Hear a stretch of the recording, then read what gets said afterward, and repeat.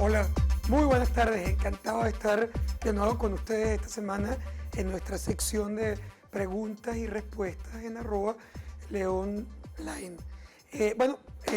La verdad es que ha sido una semana muy agitada y tanto que pudiéramos arrancar nuestra introducción de hoy por muchas aristas, empezando obviamente por lo que ha sido la Asamblea de las Naciones Unidas, la presentación hoy de Delcy Rodríguez en la Asamblea General de la Asamblea o las declaraciones de Trump hace apenas un par de días en la que acusó al gobierno venezolano o específicamente a Maduro de ser un títere de los Castro y de Cuba, las amenazas, los avances de la delegación venezolana opositora en la ONU, que estuvo muy activa en la cabeza tanto de Carlos Vecchio como de Julio Borges.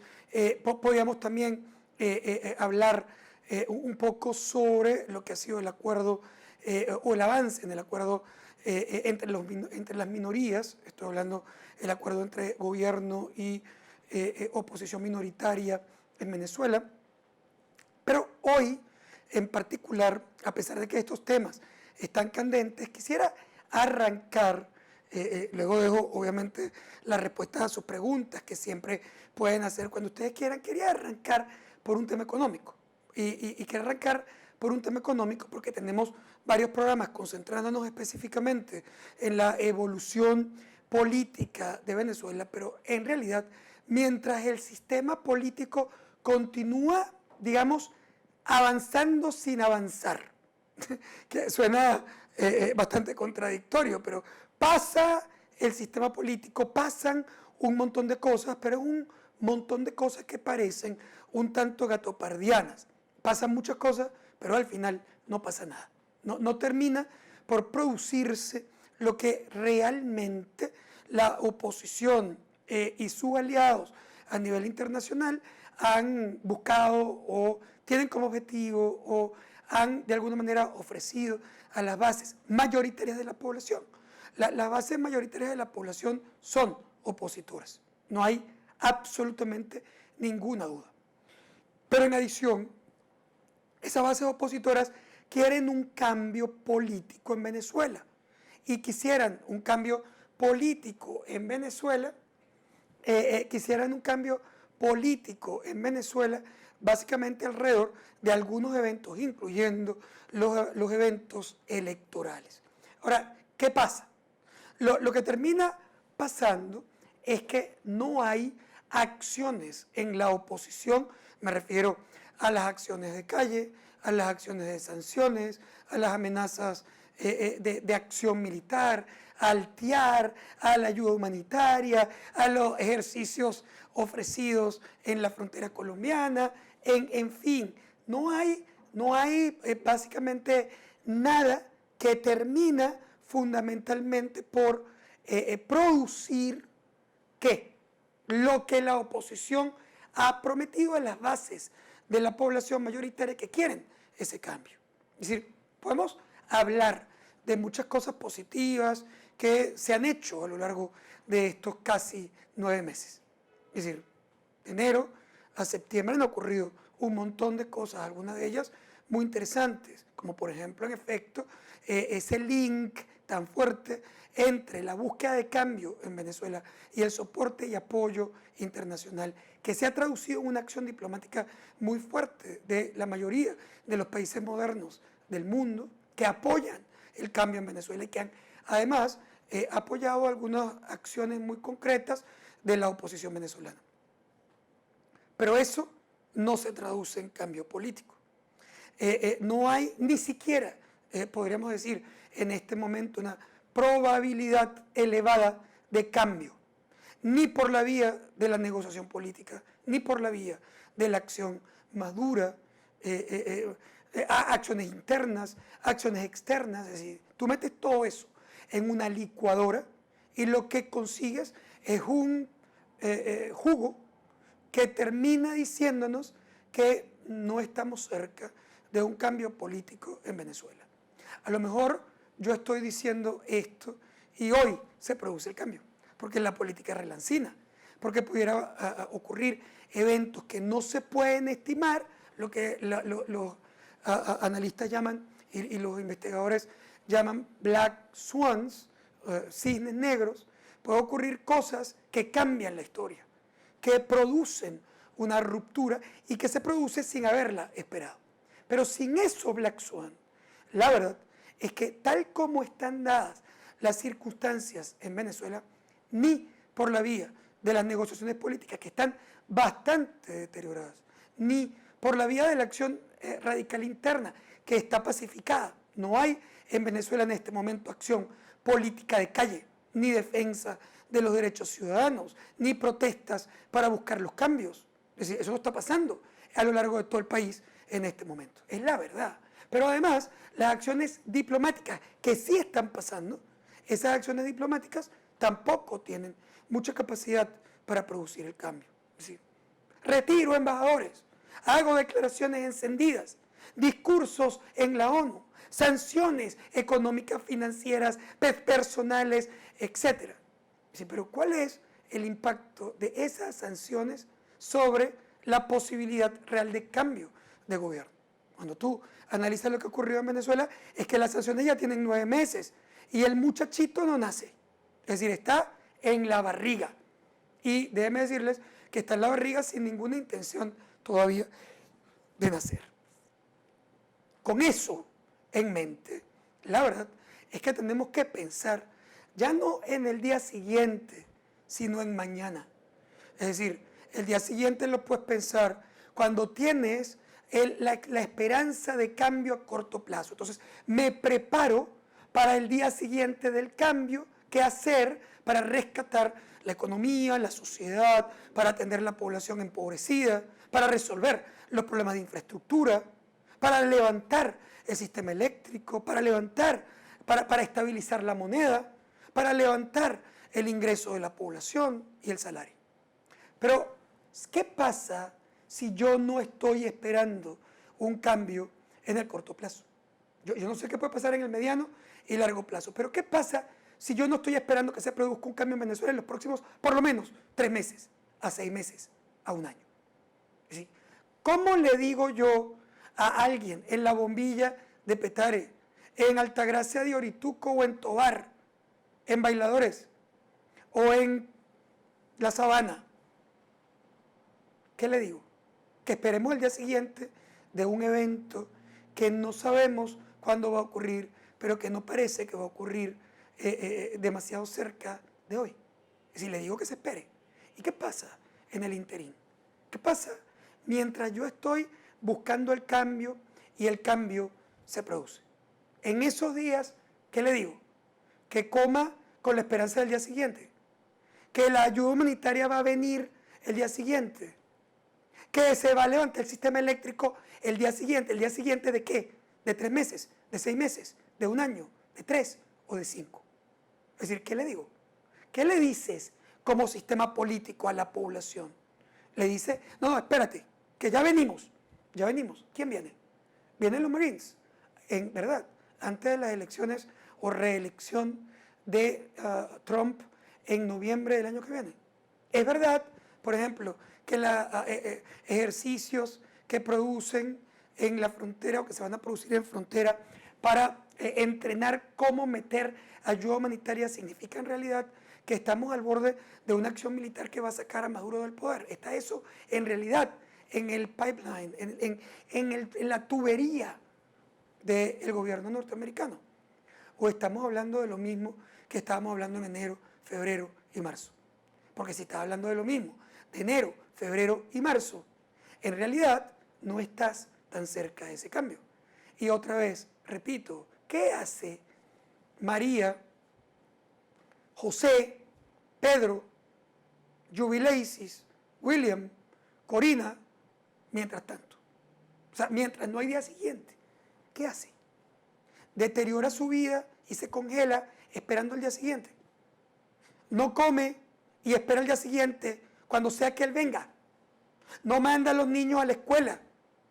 Cierra la Santa María de su negocio. No presta servicios. No renueva su cuenta de celular. no mira medios de comunicación. O sea, digamos, ¿qué hace? Y ahí está la pregunta que para mí hemos ido abandonando en el análisis en Venezuela. Y es, ¿qué está pasando con la vida cotidiana de una población que se está deteriorando dramáticamente mientras no hay día siguiente? Mientras el día siguiente es mi día siguiente y no el día siguiente de un cambio abstracto que no está ocurriendo y que tampoco parece ocurrir o que va a ocurrir en el corto plazo. ¿Qué hago con esa población? Esa población, básicamente, ¿qué le está pasando? Que se divide en tres grandes grupos. Es la población que empieza a sentir que no puede más, o que ya sintió que no puede más, y entonces huye. Es la población que sale del país, es la población que emigra, causando, por cierto, problemas terribles en los países receptores, y que van a ser los países receptores. Es decir, más allá de pedir ayuda internacional para atender a esa población migrante que afecta sin duda el desarrollo de su economía. ¿Qué? Vienen los colombianos y su ejército a invadir Venezuela y sacar a Maduro porque tiene un problema con los migrantes venezolanos.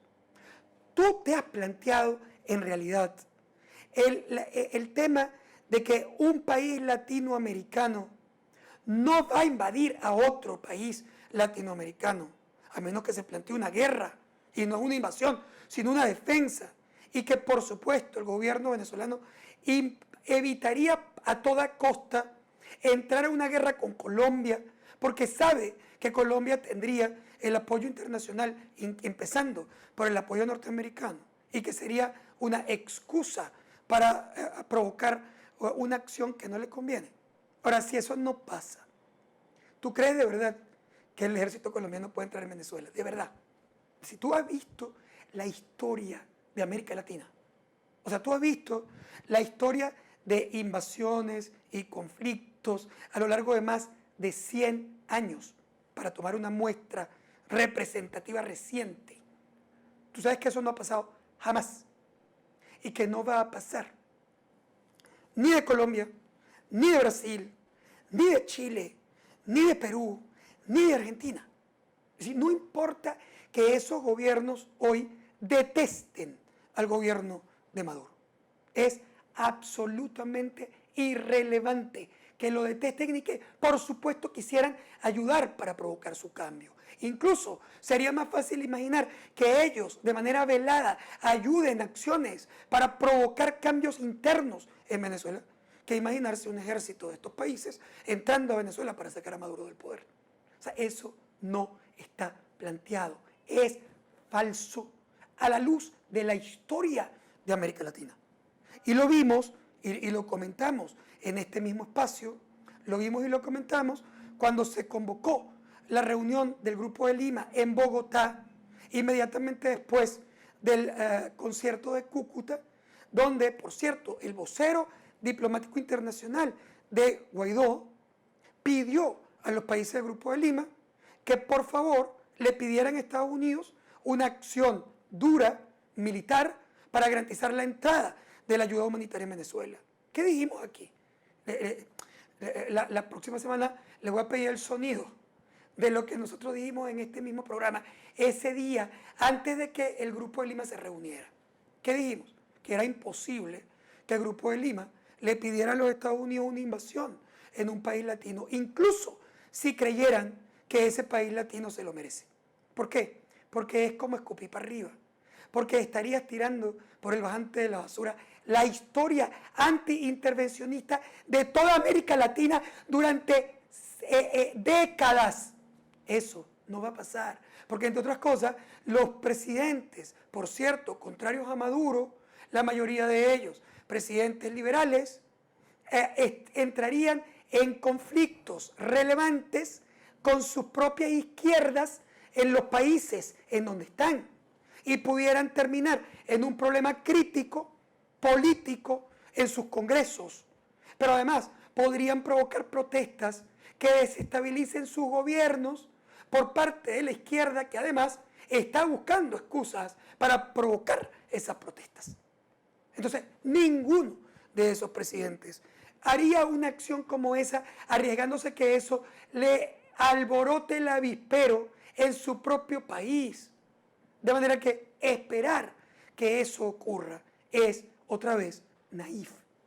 Por lo tanto, el TIAR que se ha vendido, el TIAR puede ser muy útil para muchas cosas. Puede ser útil para buscar mecanismos de presión de América Latina y Estados Unidos frente al gobierno de Venezuela. Pero no te confundas, el TIAR no va a piar en términos de una invasión militar, ni americana ni latina. O sea, eso no está planteado. Por lo tanto, basar otra vez las esperanzas en una acción que te va a volver a frustrar es, en mi opinión, un error garrafal que puede desconectarte de la base de la población. Y aquí estás corriendo un riesgo. ¿Y cuál es el riesgo?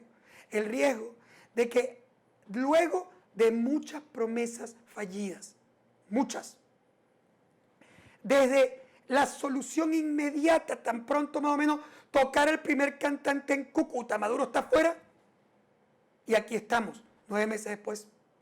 Los americanos me ayudan, y entonces es obvio que Maduro está afuera.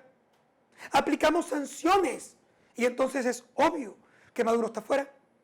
Y resulta que aquí está, 9 meses después, como hemos básicamente comentado muchas veces a lo largo de este tiempo.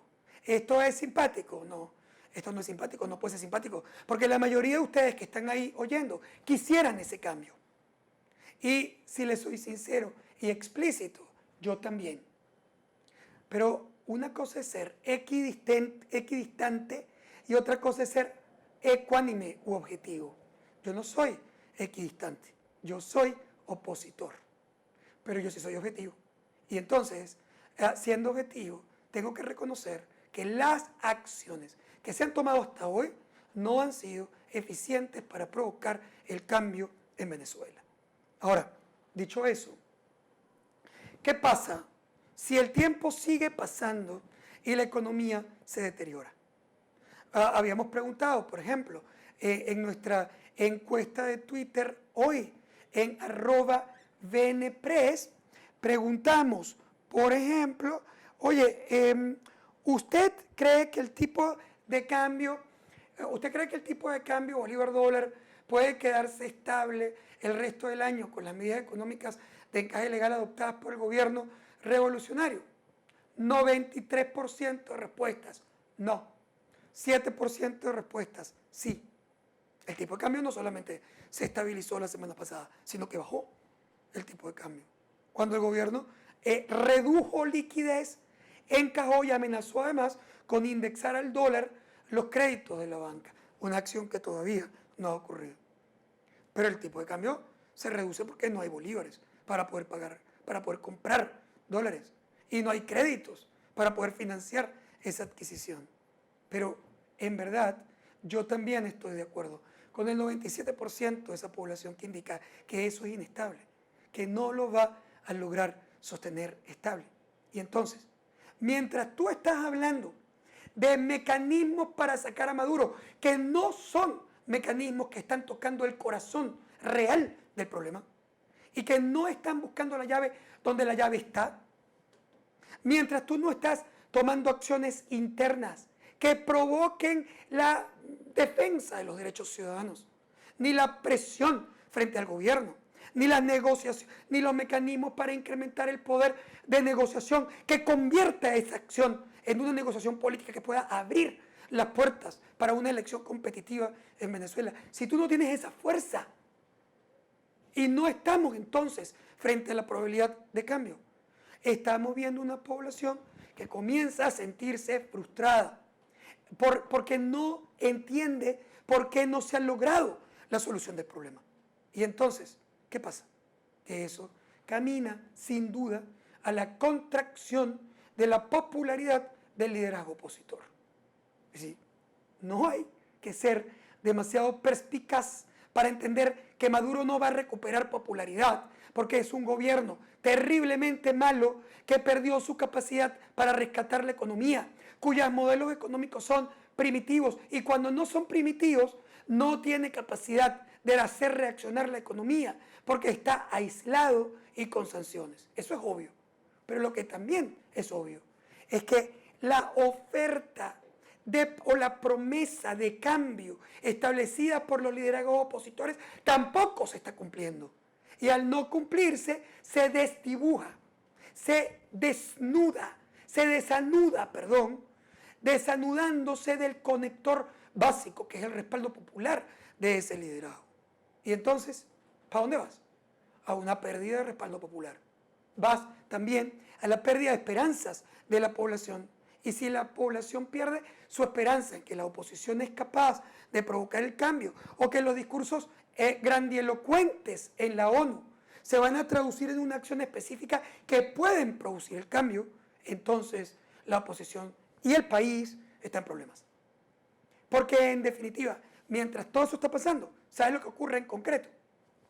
Se pierde la esperanza, se pierde la popularidad de los líderes opositores y de manera galopante lo podemos ver en los próximos meses.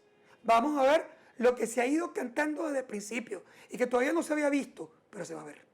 Y el tercer elemento es que la economía se destruye, es decir, las variables económicas desatendidas por el gobierno o con incapacidad de reaccionar en positivo, porque el gobierno no tiene el margen de maniobra para poder rescatar los equilibrios económicos de Venezuela, porque no tiene confianza, porque no tiene plata, porque no tiene mercados, porque no tiene bancos corresponsales, porque además tampoco lo sabe hacer, porque es un gobierno terriblemente malo en materia no solo política, sino especialmente en materia económica. En adición, la oposición tampoco tiene cómo producir ese cambio. Por lo tanto, mientras más se alarga el conflicto entre oposición y gobierno sin producir ese cambio, ¿qué es lo que va a tener? Destrucción económica, inflación severa, devaluación brutal, desconfianza, caída de inversión y pulverización de la capacidad productiva del país. Y es eso lo que estamos viendo y lo que se va a agudizar en los próximos meses. Algunas personas, por ejemplo, se preguntan, pero bueno, si el dólar incluso bajó, ¿por qué los precios siguen subiendo? ¿No te lo has preguntado? ¿Por qué? Porque el mercado actúa en función de las expectativas racionales. No actúa solo en función de los costos directos, porque no hay una relación directa al 100% entre el comportamiento del dólar y el comportamiento de los precios internos. Los precios internos dependen de muchos factores. Por supuesto, uno es el dólar, pero también actúa en función de ¿qué? En función, por ejemplo, de la capacidad ociosa de las plantas que producen esos bienes. Y esa capacidad ociosa está en más de 80% en este momento, generando costos secundarios que elevan los precios de manera brutal y que no paran porque se haya estabilizado el dólar. Pero además, los precios también se fijan en función de lo que los factores esperan que ocurra en los próximos días, semanas o meses. ¿Y qué están esperando los agentes económicos en los próximos días, semanas o meses? No está esperando que el tipo de cambio se mantenga estable. No importa que tú lo hagas bajar 3, 5 bolívares hoy. Ese mercado está esperando que se devalúe más el tipo de cambio, porque es absolutamente imposible mantener un tipo de cambio estable mientras hay desconfianza, desinversión, caída de producción, aislamiento, sanciones y pérdida de la confianza en el valor de la moneda. Entonces, si tú estás esperando devaluación en breve, ¿qué crees tú que va a ocurrir? Que los agentes económicos necesitan en los precios protegerse sobre un tipo de cambio esperado en el futuro, porque tú no cubres los costos de hoy, tú tienes que cubrir los costos de reposición y la reposición se genera en el medio de un ambiente de desconfianza sobre la estabilidad de ese dólar. Entonces, no importa que tú lo bajes artificialmente metiendo plata en el corto plazo, no lo logras estabilizar porque no rescatas confianza. Y entonces, el día después, bueno, mi día después es mañana. ¿Qué hago mañana? Y mañana, tu día después es pasado mañana. ¿Qué haces pasado mañana? Eso será la gran concentración del debate venezolano en los próximos meses. hemos hablado de política y política y política, pero la verdad es que lo que le va a preocupar, lo que le va a quitar el sueño a los venezolanos en las próximas semanas, va a ser cómo subsistir con la infraestructura en el piso, con problemas severos de inflación, con inestabilidad real cambiaria, sin inversiones, con unos precios que van a pulverizar tu capacidad de compra y tu ingreso. ¿Qué vamos a hacer mientras tanto? Eso será el gran debate en el cual vamos a concentrar algunos programas económicos en las próximas semanas. Bien, dicho esto, básicamente me quisiera entrar un poco a las preguntas en un ping-pong para no hacerlo hoy demasiado largo. En Periscope, Elizabeth Lijanet 42. En balance, ¿quién salió ganador en la ONU? A ver, no me cabe la menor duda de que el gobierno le va a ir muy mal en la ONU. ¿Por qué? Porque quien va a tener digamos, el discurso más eficiente para mostrar lo que está ocurriendo en Venezuela es sin duda la oposición. Además, con los grandes actores que son atractivos, que son más sexys en términos del discurso internacional, todos atacando a Maduro, la gran mayoría. Probablemente muy pocos países no alineados, algunos no hablan, otros no se paran cuando habló, por ejemplo, la vicepresidente Delcy Rodríguez. Pero, a ver, ¿qué vio el mundo? Vio la mayoría de las delegaciones relevantes parándose porque no la van a oír. Y además, ¿qué van a oír? A alguien diciendo que el país está bien y que los problemas que tiene todos son culpa de los Estados Unidos. Bueno, algunos pueden decir y sentirse compatibilizados o de alguna manera conectados con el hecho de no estar de acuerdo con las sanciones generales, económicas o financieras. Desde esa perspectiva puede haber un punto para que el gobierno haga un caso en contra de las sanciones americanas. Pero en términos generales, el gobierno solo muestra debilidad, porque al final solo la visita de Maduro hubiera podido despertar interés relevante en la opinión pública internacional. Yo te aseguro que la audiencia de la vicepresidenta Delcy Rodríguez no es ni comparable a la audiencia que hubiera podido tener Maduro, aunque se le pararan todos los actores ahí, la audiencia internacional hubiera visto. Pero obviamente no a un actor que para el resto del mundo es totalmente desconocido. Y el discurso no es un discurso que pueda conectar puede conectar el corazón de algunos no alineados, pero no conecta el resto del mundo. Las declaraciones en contra del gobierno venezolano a nivel internacional son demasiado contundentes. El gobierno venezolano es un gobierno que no tiene cómo demostrar que es democrático, abiertamente democrático y que respeta la disidencia. Tiene presos políticos, tiene el país destruido, tiene un modelo cerrado. Sus presentaciones son absolutamente primitivas en términos del debate diplomático internacional. Es un carrito chocón que pelea con todo el mundo y resulta que todo el mundo es culpable. Todo el mundo es culpable. Él no tiene ningún problema, él no es culpable de nada. El resto del mundo es el malo. Es como un bully de salón que le pega a todos los niños y cuando le dicen, Eva, le está pegando a todos los niños, le muestra su mano ensangrentada por la nariz que le partió a otro y dice, mira lo que me hizo, me manchó la mano. O sea, por supuesto que no hay forma. El gobierno venezolano hoy, en términos de democracia, libertades, presos políticos, etcétera, es impresentable.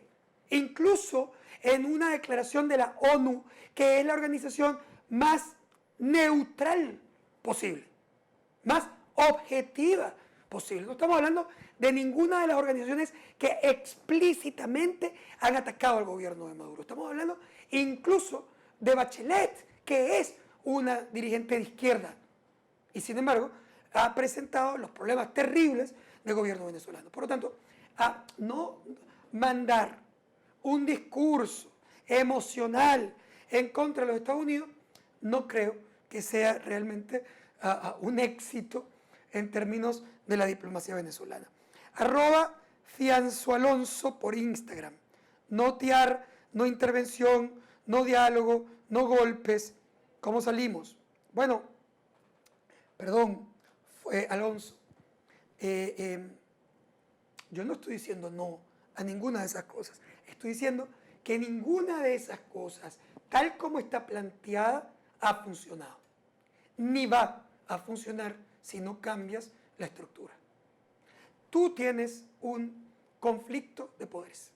El conflicto de poderes entre oposición y gobierno no se puede resolver institucionalmente, porque las instituciones no son respetadas por ambas partes. ¿Ok? ¿Estamos de acuerdo? Sí. ¿Cómo se resuelve entonces un conflicto de poderes si no se puede resolver por instituciones? O por una negociación política o por la fuerza. Son los dos mecanismos. Si tú exploras la fuerza y te das cuenta que la fuerza interna no ha sido suficiente para provocar los cambios, es más, se va desinflando la capacidad que tiene la oposición incluso para levantar a la población a buscar la defensa de sus propios derechos, y cada vez cuesta más la participación ciudadana. Y sabes además que tu búsqueda internacional no te va a llevar al uso de la fuerza externa a través de una invasión militar, sino que está casada con las sanciones que tienen pésimos resultados en su historia en Cuba, en Siria, en Irán, en Norcorea, en Zimbabue, en Rusia. Y si tú estás viendo que eso básicamente no resuelve el problema en prácticamente ninguna parte, te tendrás que dar cuenta que ahí está faltando ¿qué? La articulación de la oposición para su lucha. La oposición no puede plantear una lucha dura, fuerte por sus defensas, si no tiene el ejército de personas para defender sus propios derechos, si no tiene la esperanza de la movilización o para la movilización, si no tiene la articulación para que adentro la gente plantee su lucha política, democrática y constitucional por sus derechos que están violados en Venezuela.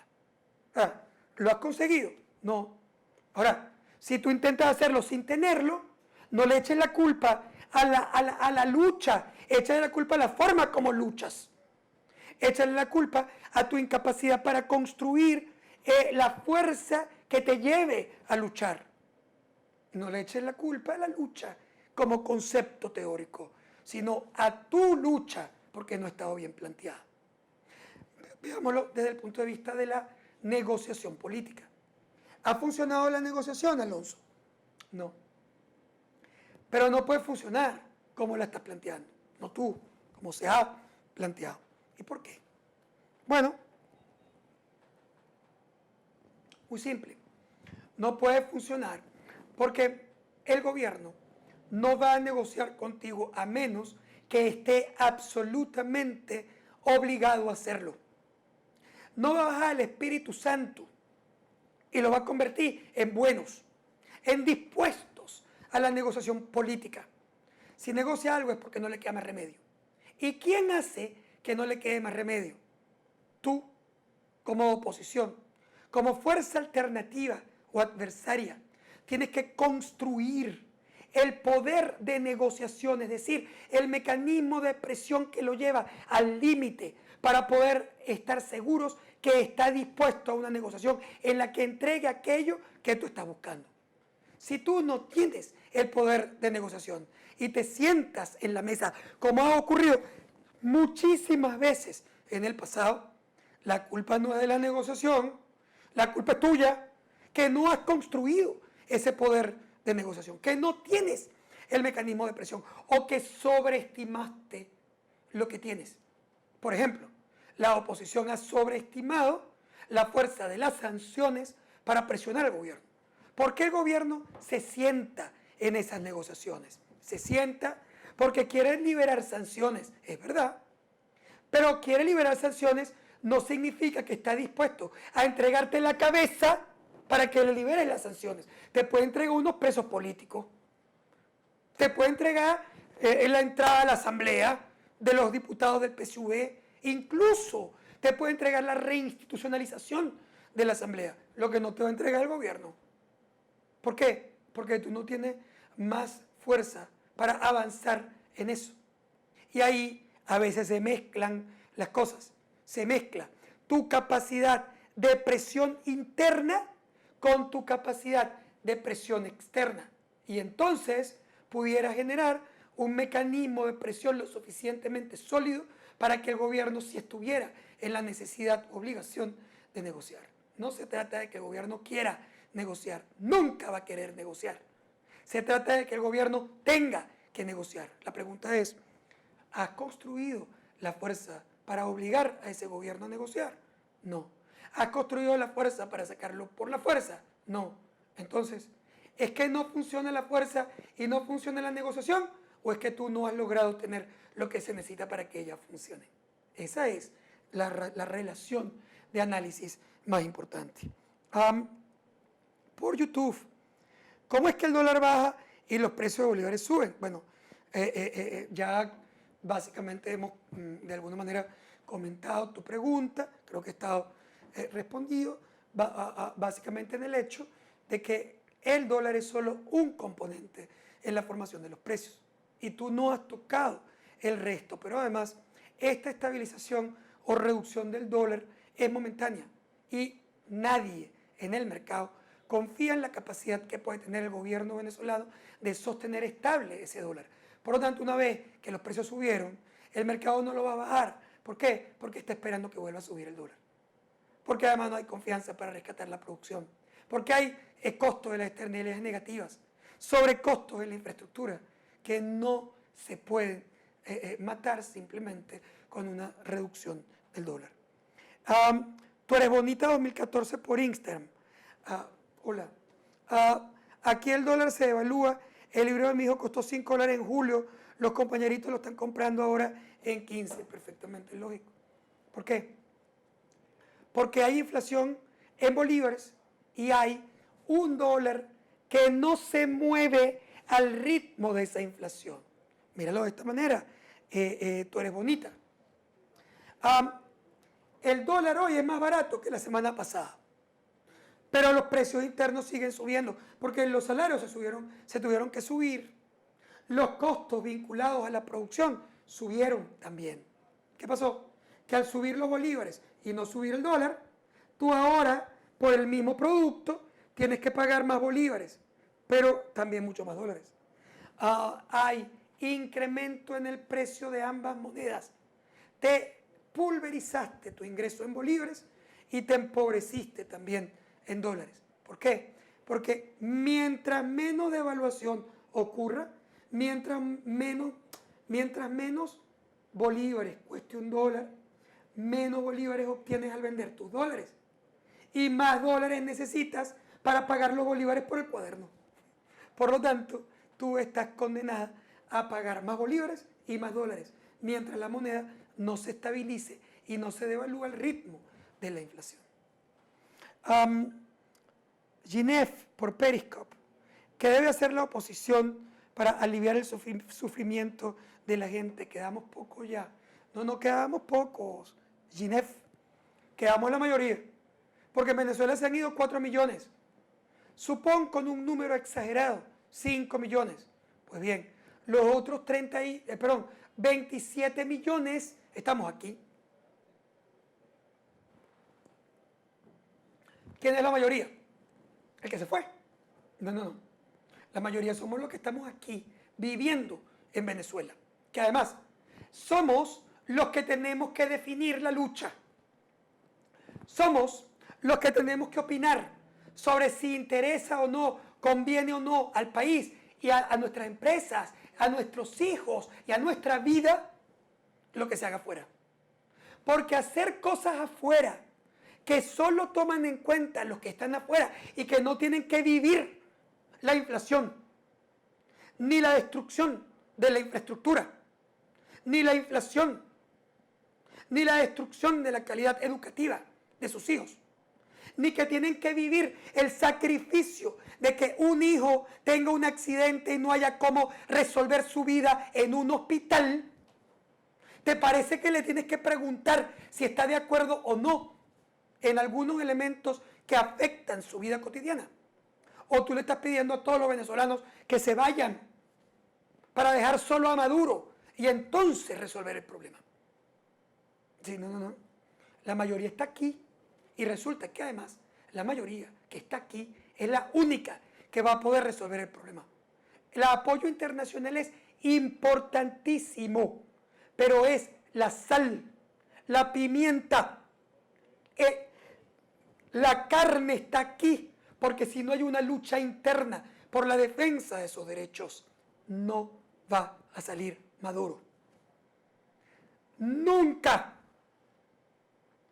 Si no hay los venezolanos en Venezuela activados para provocar los cambios, nadie afuera te va a sustituir. Y tú puedes tener la sal y la pimienta, pero no tienes la carne. Si tú tienes carne, tú te puedes comer la carne sin sal, pero si tú tienes sal, no te la puedes comer sola. Tienes que construir la carne y la carne está aquí. Ahora, dicho eso, básicamente, ¿qué tiene que hacer la oposición?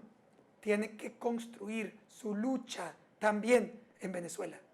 Porque si tú abandonas tu lucha en Venezuela pensando que ya no sabes qué hacer y que nada de lo que haces aquí funciona y te crees que vas a ir a buscar la llave de la solución del problema en Nueva York, en Madrid, en Panamá o en Bogotá, no estás entendiendo nada. Estás como el muchacho que pierde la llave en una calle oscura y se mueve a la calle de abajo, que está iluminada, para buscarla más cómodamente. Claro, hay luz, claro, es más cómodo, claro, estás más seguro. El problema es que ahí no está la llave. Y la vas a conseguir el día que la rana eche pelos. Ese día la vas a conseguir. Lu Leir Soleil por Instagram puede explicar un poco sobre el encaje legal y la capacidad de los bancos para dar crédito. Claro, Lu. El gobierno venezolano decidió encajar casi que todos los bolívares que él mismo produce cuando entran a la banca. 56% del dinero que estaba antes del decreto y 100% del dinero producido después del decreto de encaje legal del gobierno venezolano. ¿Qué quiere decir eso? En la práctica, en palabras muy simples, lo que quiere decir es que de cada 100 bolívares que la banca recibe hoy, antes podía prestar más o menos 80. Hoy solo puede prestar entre 12 y 15 bolívares de cada 100. ¿Qué ocurre con eso? Que no hay créditos. Porque si la banca recibe 100 y solo puede prestar 14 o 15, se pulverizó su actividad principal, que es la intermediación financiera. Esa intermediación financiera era la que permitía que con los créditos la gente comprara productos, con el crédito al consumo. Pero también con el crédito comercial, las empresas podían producir, financiar su capital de trabajo, mantener sus camiones.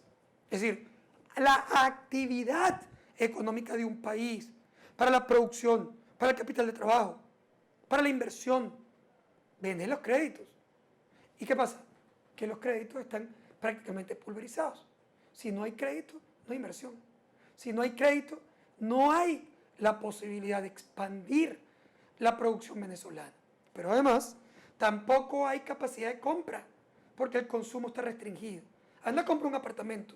Si tú no tienes todos los dólares completicos, porque no hay crédito para que tú compres un apartamento, ¿cómo lo compras? Si quieres comprar un carro, ¿tú te acuerdas de la época en la que tú podías pedirle al banco un crédito para comprar tu carro? Anda pues, pídele un crédito. A ver qué es lo que te van a decir. Te van a mandar por un tubo, te van a mandar. O sea, no hay forma de comprar nada sino de contado. ¿Te imaginas cuál es la capacidad que pueden tener los venezolanos de comprar de contado? ¿Cuántos somos? Una burbuja. Que vivimos ahí porque tienes ahorros o porque tus ingresos te permiten de alguna manera tener una vida un poco más holgada porque generas moneda extranjera o bolívares indexados. ¿Pero cuántos son? O sea, por Dios, un grupo absolutamente minoritario que vive en una burbuja. ¿Y el resto? ¿Puede comprar un carro? No. ¿Puede comprar un apartamento? No. Es más, puede mantener el ritmo de sus compras incluso en el supermercado. Si es que no tiene ni bolívares suficientes para poder comprarlo.